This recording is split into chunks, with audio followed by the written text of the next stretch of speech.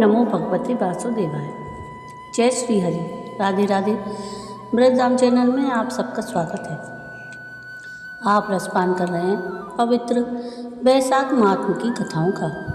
अब तक आप पवित्र वैशाख महात्म के श्री स्कंद पुराण के नारद और अम्बरीश के संवाद में यम दुख निरूपण नामक 12वें अध्याय तक की कथा का रसपान कर चुके हैं। आज के इस वीडियो में हम वैशाख महात्म के 13वें अध्याय की कथा का रसपान करेंगे।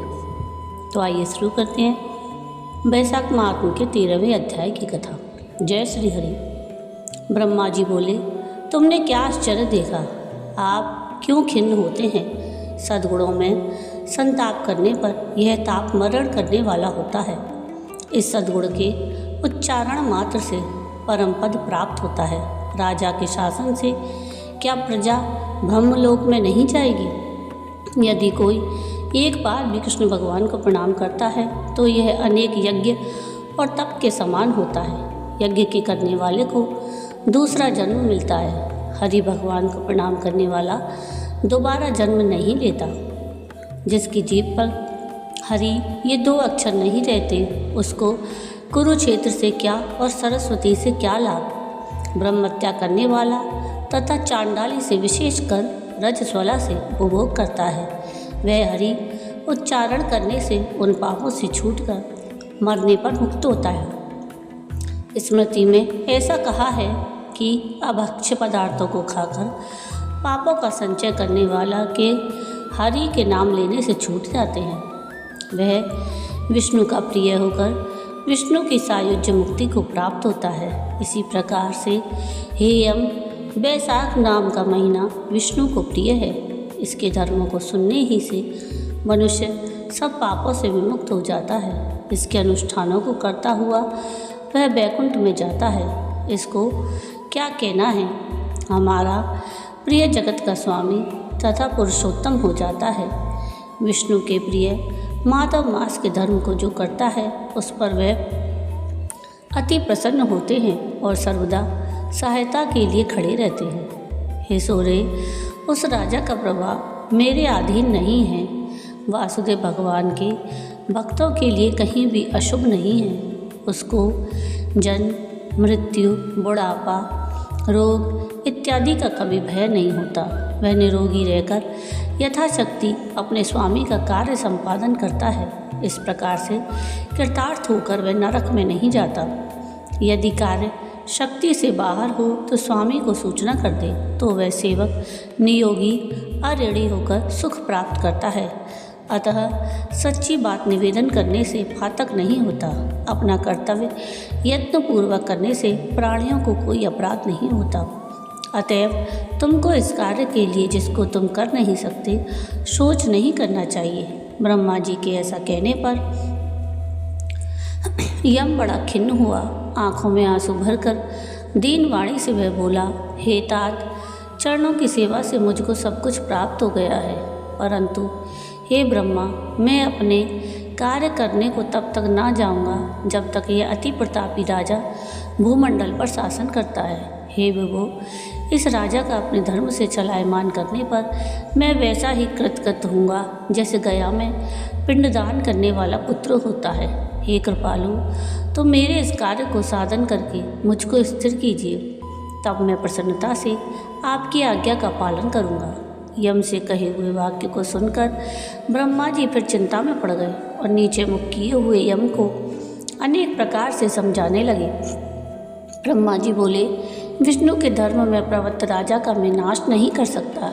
यदि कोप के कारण तो यही चाहता है तो चलो हरि भगवान के पास चलो और उनसे सब वार्ता निवेदन करके जैसी वे आज्ञा दें वैसा करें। वही लोगों की सृष्टि करने वाले हैं और धर्म का पालन करने वाले हैं। वही हम लोगों के दंड धारण करने वाले और नियम बतलाने वाले हैं। हे वृष, उनकी आज्ञा के विपरीत हम कुछ भी नहीं कर सकते।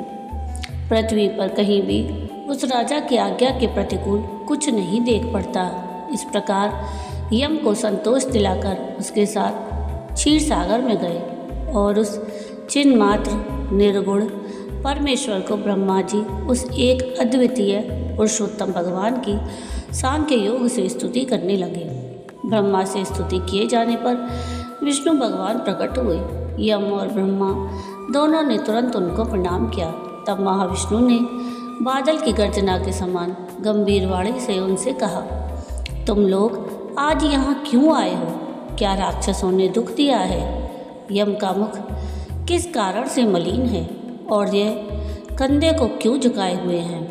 हे ब्रह्मा, यह सब मुझसे कहो।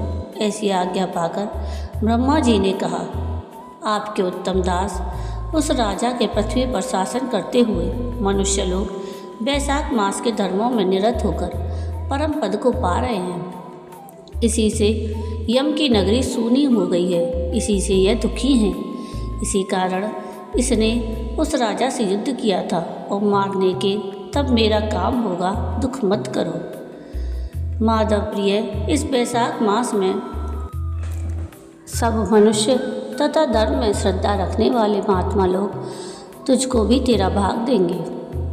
राजा से भी समय से तू अपना भाग पाएगा, इसलिए खेत को शांत कर। बल के अधिक होने से तेरा शत्रु पराक्रम के शुल्क को स्वयं खा जाता है। अपने अपने भाग को ग्रहण करता हुआ भाग लेने वाला दुखी नहीं होता। जो लोग संसार में प्रतिदिन तुम्हारे लिए बलि नहीं देते हैं, स्नान नहीं करते, अर्घ जल का भरा घड़ा और अन्न अंतिम दिन में दान नहीं देते, उनके बैसाख महीने के सब कर्म अवश्य विफल होते हैं। इसलिए तेरे भाग देने वाले मेरे में लीन उस राजा पर तू क्रोध मत कर। जो कोई लोग संसार में तेरे भाग को देते हैं, बैसाख में कहे हुए बड़े धर्मों में तू उनका विघ्न मत कर। अथवा जो लोग तुझे छोड़कर धर्म पालन करते हैं, हे महाभाग, मेरी आज्ञा से तुम उसको दंड दो।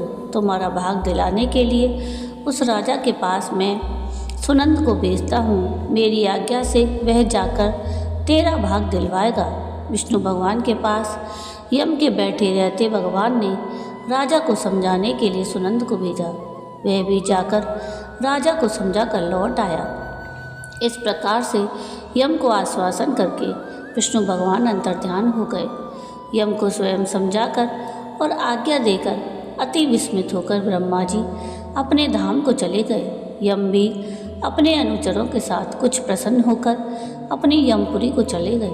बाद में विष्णु जी की आज्ञा से जैसा कि सुनंद ने कहा था, बैसाख मास के धर्म करने वाले सब लोग यम भाग को देने लगे। राजा ने कहा कि जो मनुष्य धर्मराज के निमित्त कर्म नहीं करेंगे, उनके बैसाख मास के धर्मों के पुण्य को स्वयं यमराज ले लेंगे। प्रतिदिन स्नान करके यम को अर्घ दे, नहीं तो बैसाख के संपूर्ण पुण्य विफल हो जाते हैं। मनुष्यों को बैसाख मास की पूर्णमासी के दिन पहले धर्मराज के निमित्त जल से भरा घड़ा, दही और अन्नदान देना चाहिए। बाद में पितृ और गुरु को उद्देश्य करके, फिर मधुसूदन भगवान को उद्देश्य करके और तब जनार्दन भगवान को दक्षिणा सहित शीतल जल, दही तथा अन्न और कांसे के पात्र में फल रखकर ब्राह्मण को दान दें। मधुसूदन भगवान की दिव्य प्रतिमा भी इस महीने के धर्म का उपदेश करने वाले ब्राह्मण को प्रसन्न करने के लिए दें। उसी धर्मोपदेशक का स्वयं विधि पूर्वक पूजन करें। सुनंद से ऐसी आज्ञा पाकर राजा ने वैसा ही किया। अपने चाहे हुए भोगों को भोग कर उसने अपनी बची हुई आयुष्य को बिताया और पुत्र पौत्र इत्यादि से पूर्ण होकर बैकुंठ में गया। उस राजा के बैकुंठ में रहने पर वेन नाम का धर्म राजा हुआ। सब धर्मों को विशेषकर बैसाख महीने के धर्मों का उस दुरात्मा ने लोप कर दिया और पृथ्वी पर फिर से मोक्ष देने वाले धर्म प्रसिद्ध ना हुए। सब कोई बैसाख महीने के इन कल्याणकारी धर्मों को नहीं जानता। अनेक जन्मों के कमाए हुए पुण्य का यह फल होता है। बैसाख मास में कहे हुए धर्मों की बुद्धि अंत में आती है। मैथिल जी ने कहा कि पूर्वांतर में वेन नाम का दुरात्मा राजा हुआ था। यह वैवस्वत का पुत्र था तथा इक्ष्वाकु वंश का राजा था। यह कथा मैंने पहले सुनाई थी, अब भी आपने इसी को कहा। इस राजा के बैकुंठ जाने पर वेन राजा होगा। हे महामती श्रुतदेव, इस संशय को हटा दीजिए। शुद्धदेव जी ने कहा, युग और कल्प की व्यवस्था पुराणों में उल्टी है। इस कथा के असंगत होने के विषय में आपको कोई शंका नहीं करनी चाहिए। जैसे क्रम से ये कथा निरंतर होती गई है और मार्कंडेय ऋषि ने जैसा मुझसे कहा है, हे भूपति, वैसा ही मैंने तुमसे कहा है। इसी से वैशाख मास के धर्म प्रसिद्धि को प्राप्त नहीं होते। विरले ही विष्णु भगवान के भक्त इसको जानते हैं। श्री स्कंद पुराण के वैशाख महात्म के नारद और अम्बरीश के संवाद में दुख सांत्वन नामक 13वें अध्याय की कथा का समापन हुआ। जय श्री हरि। तो ये थी कथा वैशाख महात्म के 13वें अध्याय की। आपको आज की ये कथा कैसी लगी मुझे कमेंट करके ज़रूर बताइएगा। और अगर आपको आज की ये कथा पसंद आई हो तो प्लीज़ इसको लाइक शेयर ज़रूर कीजिएगा और चैनल को सब्सक्राइब कीजिएगा और कमेंट में राधे राधे ज़रूर लिखिएगा। वीडियो पूरा देखने के लिए थैंक यू। राधे राधे।